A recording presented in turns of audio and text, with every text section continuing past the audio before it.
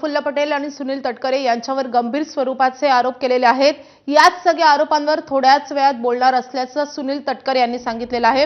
Sunil तटकरेंनी माझाला exclusive माहिती दिलेली आहे। रोहित पवारांनी सुनील तटकरे आणि प्रफुल्ल पटेलांवर घणाघाती आरोप केलेले आहेत।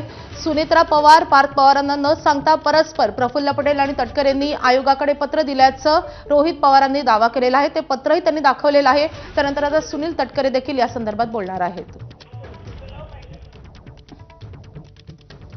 आपली प्रतिनिधी मयुरी ओंबासे आपल्या सोबत आहेत। मयुरी, सुनील तटकरेंनी नेमकं काय सांगितलंय?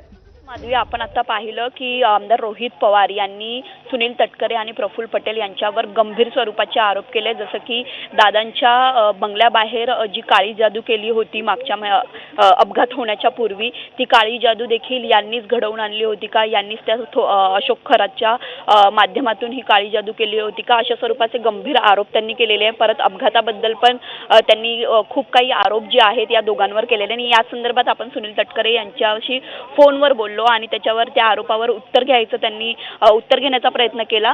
मात्र त्यांनी असं सांगितलं की मी या सगळ्या आरोपावर सविस्तर अशी थोड्याच वेळात पत्रकार परिषद घेणार आहे आणि एकूण एक आरोपांवर मी रोहित पवारांना उत्तर देणार आहे, असं त्यांनी आता एबीपी माझाशी बोलताना म्हटलेलं आहे।